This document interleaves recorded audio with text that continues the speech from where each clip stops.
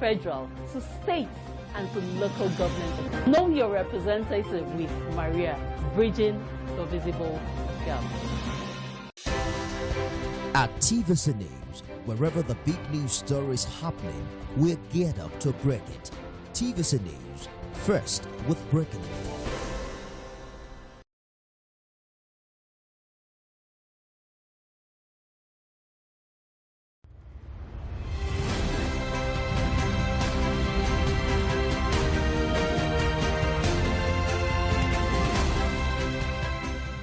Hello and welcome to Marketing Edge on TV, Nigerians' leading initiative in the business of brand management and in the management of brand business. It is a 30-minute wholesome package that comprises brand news, branding focus, and industry conversation, all in a mix encompassing thorough and in-depth, all aimed at promoting the brand idea. I'm Ogale Abikele Mafu. Keep up with innovative, revealing, and groundbreaking happenings in the world of brands and brand builders in Nigeria and across the globe.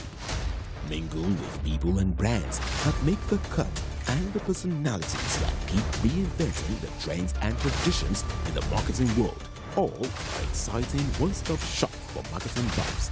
Marketing Edge on TV. You are always right on time with the right people and movers and shakers of the world of marketing as they share their views and ideas on the business and challenges of advertising, corporate affairs, media strategy, and the unfolding exciting world of digital marketing. Join the trendsetters and key decision makers as they shape opinions and project into the future of the marketing landscape for 30 exhilarating minutes on this channel. Stay ahead, be thrilled to beat, be marketing savvy with Marketing Edge on TV.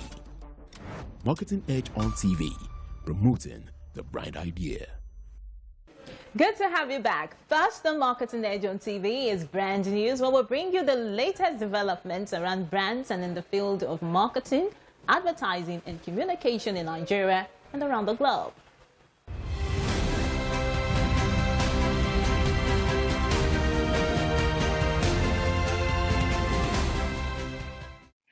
Now on brand news.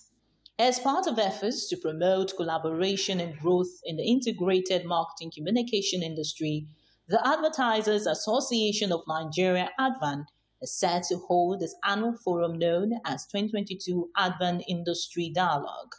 The event tagged the role of government regulations in the ease of doing business in Nigeria will hold on Wednesday, 22nd June 2022 at Radisson Blu Ikeja, Lagos, and it is strategically designed to redefine the marketing and advertising business landscape in Nigeria. According to the president of ADVAN, ADEWUNMI, the platform will serve as an avenue to meet minds, prefer solutions, and chart the way forward for the Nigerian marketing ecosystem. The forum is expected to have stakeholders drawn from different sectors, agencies, and parastatals. The Nigerian British Chamber of Commerce (NBCC) has called for the reorganization and realignment of the Nigerian fast-moving consumer goods (FMCG) sector. According to the Group Managing Director of UAC Foods, if you have the right people, the right culture, the right structure in place, you need to grow an FMCG business, while emphasizing the need for FMCG businesses to prioritize quality and availability of products ahead of fanciful advertising and publicity. The GMD noted that the most important thing for brand building is consistent quality and availability. In line with his vision of promoting the health and wellness of consumers, the General Manager of Amber Energy Drinks Limited, Titilola Adedeji, has assured Nigerians of its determination to continue to excite them with best quality energy drink, rejuvenation, and revitalization. Speaking during an exclusive interview with the Marketing Edge, the corporate Amazon, while stating that Amber Energy Drink is packed with nutrients that nourishes and energizes consumers, noted that the drink has been made easily accessible and affordable. For us, that's why we take education very important in Amber. Every salesperson goes out first to educate before we sell. We let you understand what we have packed full in our can. We have vitamins, minerals, and the most important thing is the taurine level is reduced. And the caffeine, we don't use synthetic caffeine. We use guarana, whose byproduct is caffeine. So those are the really bad things that are in most energy drinks that we've been able to tackle. So the way we deal with these complaints is education. We constantly let you understand why amber should be consumed by you as opposed to the other things. So those heart palpitations, those sweats that you get, those hot flushes and stuff like that, you wouldn't get that with amber because it doesn't have synthetic caffeine in it. According to her, to enable more Nigerians access the rich, nourishing energy drink, the company has extended to over 20 states of the federation with plans to increase reach in the coming months. As of today, if I'm not mistaken, we should be available in over 20 states in Nigeria. And before the end of the year, we'll be available in about 28 states. And not just available because we want to be available because the market is asking for us. And so when you turn to almost every corner in these states, you will find amber in there. So for us, we're very deliberate about availability and making sure that the people that need us have us. Noah's Ark Communications Limited, Nigeria's leading creative powerhouse and award-winning communication agency, has bagged 29 awards at the just concluded 2022 Picture Festival of Creativity. The Creative Hub further emblazoned Nigeria's image in gold by emerging as the best agency in Nigeria and second in Africa. The Picture Awards entries were judged by 6 independent juries, including Channel, Craft, Digital, Entertainment, Good, and Heritage.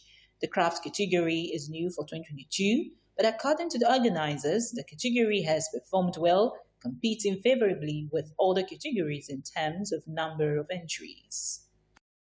To commemorate the Children's Day celebration and support the educational system in Nigeria, family-centric quick-service restaurant Tasty Fried Chicken has held its annual spelling bee competition for children from various schools across Lagos State. Speaking during the competition tagged Tasty Spelling Bee 2022, the group managing director, Mrs. Olayinka Adedayo, stated that the TFC Spelling Bee competition is a platform geared towards sustainable development goals, which aims to ensure inclusive and equitable quality education and promote lifelong learning opportunities. The TFC Spelling Bee platform, since inception 11 years ago, has been more of an annual tradition for children from all walks of life who participate in the most coveted TFC annual competition. Well, that's it on Brand News. Next is Brand in Focus after this break.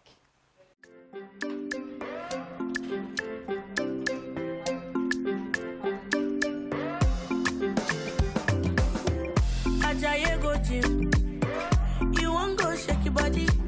Instead, they make it calm down.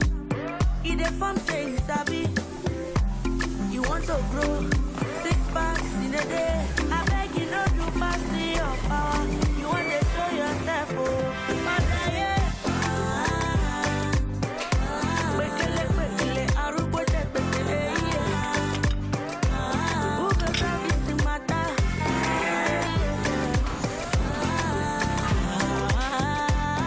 Whatever your size, find it with the new Airtel data plans.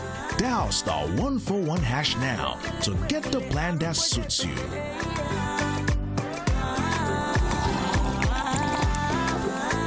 Airtel, the smartphone network. Marketing Edge on TV, promoting the bright idea.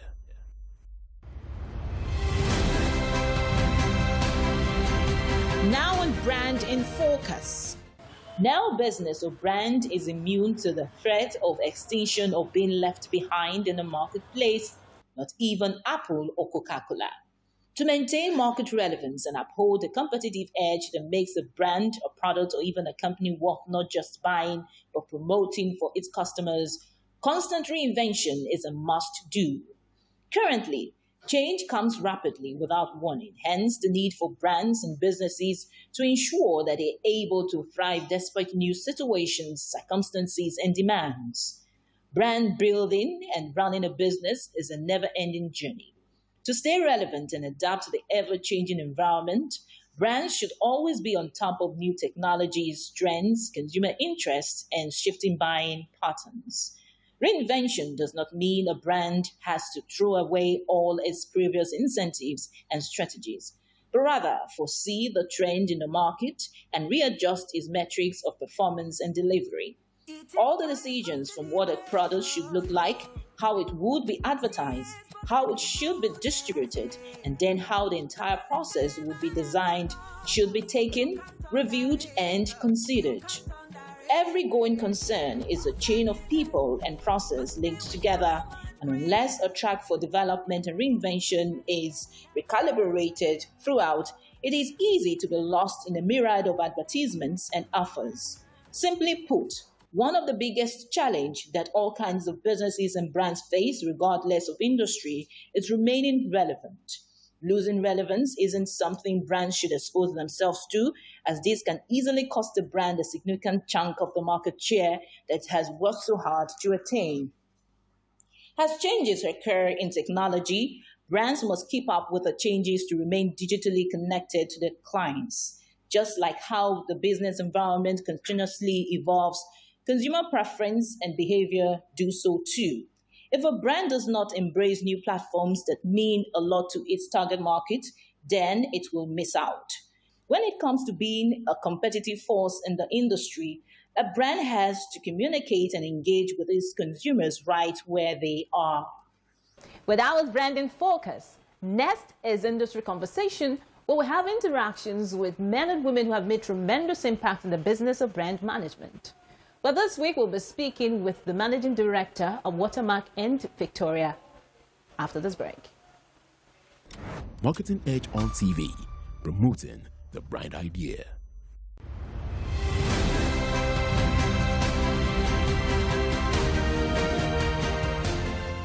Hello and welcome to Industry Conversation, a segment on Marketing Edge on TV, where we have interactions with distinguished personalities who have made great impact in the business of management. I am here with the Managing Director of Watermark in Victoria, ADEWUNMI. Thank you so much for being with us on Marketing Edge on TV.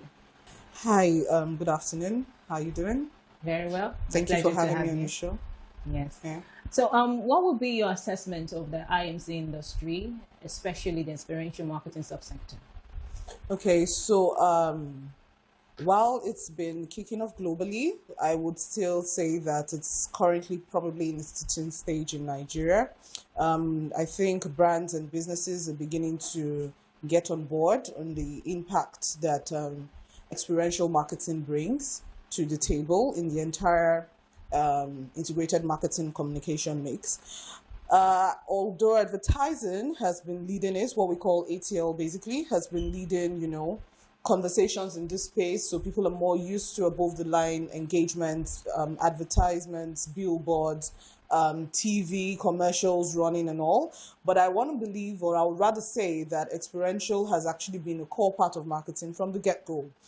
If we remember this campaign many years ago, I think I was in primary school or something back then, we had this 3 Orange Men, this Mirinda campaign. It was extremely, engaging, and it had the full experiential concepts with it. So people saw the brand, they began to interact with the brand. Probably we did not have the terminology experiential then, but that's what it was basically. We're getting consumers to have direct interaction or interfaces with the brands and get a feeling of what the brand has to offer. So over time, brands have begun to shift their focus from just regular commercials and are now beginning to latch onto the increasing trend for experiential. Why? Because advertising, brand management is beginning to become more sensory, is beginning to become more human than just taking products or taking services and trying to get people to, buy them or purchase them. Consumers now want to understand, how does this product make me feel? How does this product impact on my life? And experiential is what brings that to the table. So as much as it has been in play from, the get-go, it has taken a small degree of relevance, back then. But people are beginning, brand managers, marketing directors are beginning to see the impact, and they are beginning to shift a lot of their marketing budgets to it. It's beginning to become a very strong force that consumers rely on in terms of making their purchase decisions, in terms of creating conversion, in terms of building brand loyalty. So it's a very strong, aspect for businesses and brands at the moment. However, I believe it's in its teething stage. It's not fully explored yet. Nigeria is still trying to catch up to the global trends. Nigeria is still trying to catch up to how experiential is being done in other places, but we are already delivering solid campaigns, good campaigns. Consumers are already latching in, buying in. Yeah, so I believe we're in a growing phase, and it's a positive one at the same time. Okay, can you tell us some of the challenges that exist in the experiential marketing, especially in this line? Okay, so experiential is very dynamic. It's dynamic because we need to evolve as the consumers evolve. And I mean, over the years, we've seen how dynamic the consumers are. So in the past, we have been able to get consumers to make decisions based on advertorials, all those campaigns we used to see on TV when we were younger. But right now, people are beginning to shift focus, right? So consumer needs are changing, and the need for innovation is one of the things that people operating in the experiential space face a lot. One, the dynamic change in consumer behavior is quickly or rapidly forcing us to think innovatively. So that's one challenge we have experienced. Sometimes we may have some restrictions in how innovative we can think, because sometimes we're having to latch onto technology, we're having to look at, things beyond our borders that might not be, relevant to us. And then another strong challenge we have is culture. So sometimes you're able to take certain things from the shifting consumer dynamics. You're able to take certain things, maybe incorporate things you've seen from other parts of the globe or strong ideas. But when you bring them into our context, is it culturally relevant? So those are some of the challenges we face. We try to keep up with the dynamism of the consumer, the ever-evolving needs the consumers have.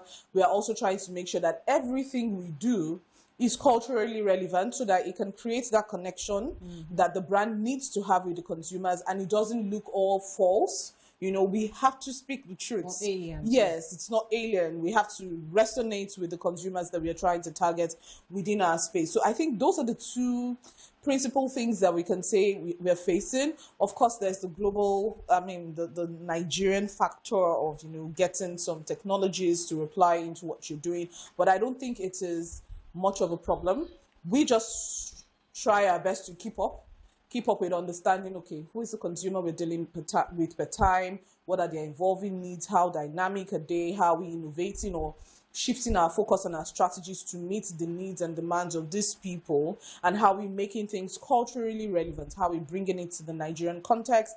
How are we ensuring that we are resonating or relating with the Nigerian consumer and giving them the value they want? You spoke about innovation, and one thing that comes to mind is the disruption that has taken place as a result of the pandemic.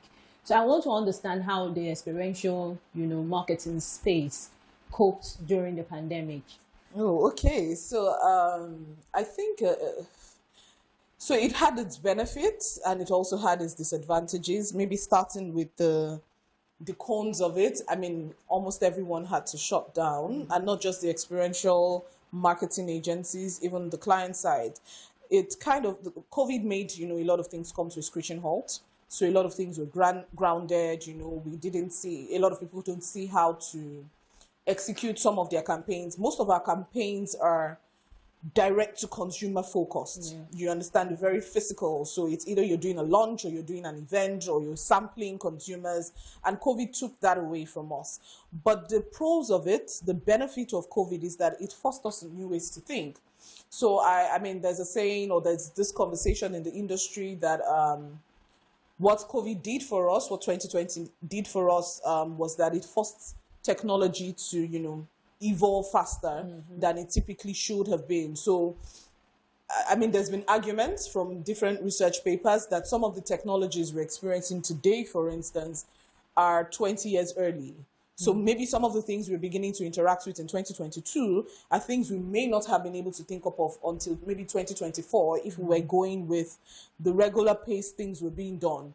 But, the pandemic actually had to make us innovate. It had to make us stretch our thinking. It had to make us look for different ways of building consumer connectivity. So people started going digital. People started looking at augmented reality. People started looking at other ways to express the five senses, right? And have consumers have that sensory experience of whatever brand, it's interfacing with. So I would say that as much as we took a hit, we actually have a lot of benefits that have come out from that space, and it's positive. It's impacting on the industry strongly. We are beginning to get into the metaverse space. We're beginning to get into technology. It's no longer just the traditional set up your rig and, you move. We are beginning to look at more ways we can get into the consumer's home. Apps are being developed that would aid, some of these things we do. A fusion of technology, a fusion of augmented reality coming together.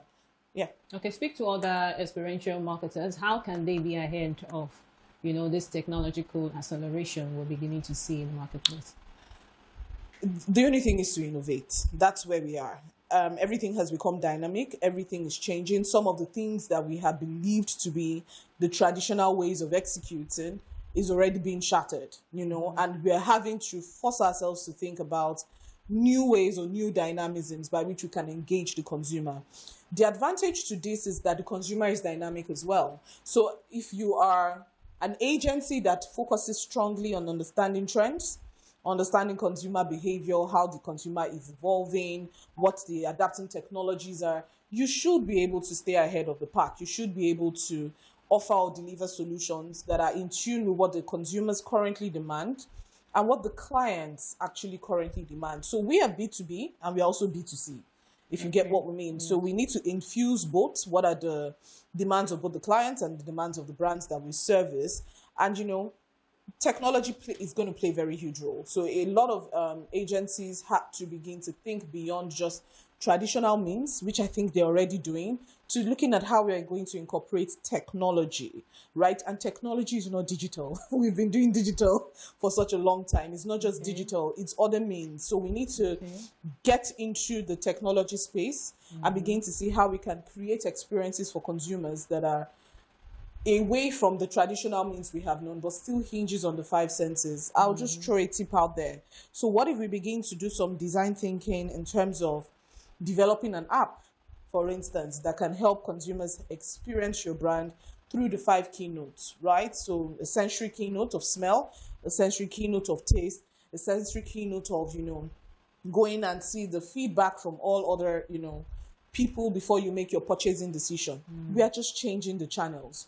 We are just changing the means. We're just changing the dynamisms. The principles remain the same, but the methodologies are evolving. And innovation is a key driver to delivering, all of those trends. Technology is another very big driver. We are going to be seeing trends in the next 5 years, 2 years, in fact, from now. We're going to be seeing a lot of things hinging strongly on technology. Pharma is going to hinge on technology. FMCG is going to hinge on technology. I mean, you see it already playing in the retail space. A couple of times we just use technology to maybe do analytics, count our numbers, but we're going to begin to adopt technology to study trends, to understand human psychology, human behavior, what drives these people, create those analytic numbers. Those things are going to begin to feature very strongly in what we do in experiential. So experiential is not just going to be an art, it's also going to evolve into a complete science as well, a fusion rather of both the art and science of human behavior, innovation, and a strong driver would be through the technology space. Okay, so let's talk a bit about your company, Watermark in Victoria. What does your company do essentially, and how did they cope during the period of the pandemic, and how are you helping your clients achieve their respective marketing goals? Okay, first, we actually try to focus on trends. We try to look at where the experiential space or what the experiential needs of our consumers are and where things are evolving to. So we do not just take the principles of, traditional. We actually look at what the trends are. So one, we have a very strong, strategy focus. Like I was mentioning earlier, we started more as a strategy firm and it have evolved into brand marketing, communications, all of that. We've evolved into this experiential agency you've seen. So first things first, when we have our consumers or our businesses, come to us is we try to understand what's the strategy hinging on. What exactly are they trying to achieve? What's their business about? And from there, we begin to look at how we can build distinctive experiences for them. The experiences have to be diverse so that it can appeal to multiple audiences that come in contact with the brand. Do you get? So we make it as diverse as possible. And we play a lot on the experiences because we know that the way a brand feels to the consumer is actually what gets the consumer to remain loyal to the brand, we use some products and it just makes us feel, as women, for instance, we use certain products that just make us feel on top of the world. It may not have any major secret ingredients in it, but it's the feeling that has been associated with the brand in the mind of the consumer. This is now a bit of psychology in the mind of the consumer that gets them to stay with it. So we are looking at how we can create strong experiences for every brand that is diverse and relatable to every audience that we work with. All of this is hinged on strategy. Another thing I think we have been able to, or we try to do with our clients, is make them understand what trends are. So for instance, currently, or rather in the past, we used to have a lot of, every activation we do must be attached to sales. There must be sales this, there must be sales that, there must be tactical, there must be. But, we've tried to help them understand that businesses who put sales first would most likely be left behind because consumers want experiences. Consumers want a sense of connection. They also want a strong sense of belonging to the brand. They want some degree of loyalty. Have you seen instances where a consumer can literally die for a brand, where a consumer is stuck on a particular brand and he can't just shift? Do you understand? What we have been able to do is get them to understand you will build your sales, but you need to invest in equity. You need to invest in those connections with people. So we play on the strength of strategy. We play on the strength of building diverse experiences. We play on the strength of being very culturally relevant to the consumer segments that we're dealing with. We are constantly trying to study and observe who our consumers are, what their evolving needs are, and how it is changing. And we are always trying to connect those, insights that we get to the brands, their needs, their wants, how they want to be perceived in the mass market, and what perception that we're going to be leaving with the people they need to reach through experiences as much as possible. So yeah, I believe those are some of the things we've done to help some of our businesses. Of course, sometimes it's a bit of a Herculean task because certain brands already know how they want to, be represented in the space and all of that. And we respect that. They've had a long tradition or heritage with their brands. They understand their portfolio, even sometimes a bit better than we who are coming to take on the brand from them. But we have to bring a healthy perspective. We sometimes have to help them see, this is where things are evolving into. These are the consumers you're targeting. These are what their needs are changing into. And then we help to position them. You understand? Position them into something that will be appealing or would resonate, with the people that they want to engage with. Yeah. So thank you so much, Ma'am, for your time with us on Marketing Edge on TV. We hope to have future conversations with you, if you don't mind. All right, then. Thank you. I appreciate the interview. Thank you. All right, then. So that's it on Marketing Edge on TV. Do well to join us same time next week for another interesting time. I'm Ogali Abikele Mafuru. Bye for now.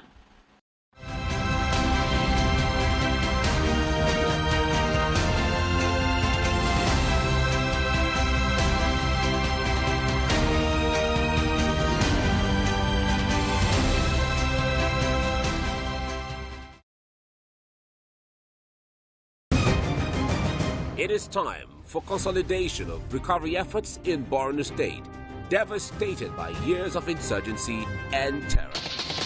From security to education, health, agriculture, infrastructure, and housing, every sector has continued to bear the stamp of Zulum's visionary leadership.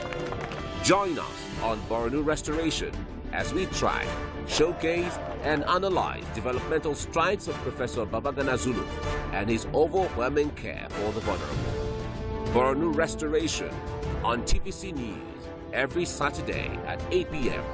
It's time to restore.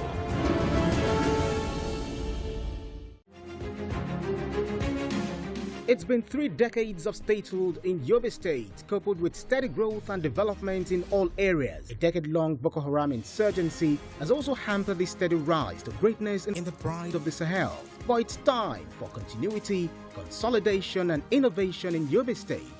Watch as Governor Mai Malabuni builds on progress made by past administrations and breaks new grounds with fresh projects and programs on Impact Yobe. Impact Yobe on Saturdays at 8:30 p.m. and Thursdays 12:30 p.m. on TVC News.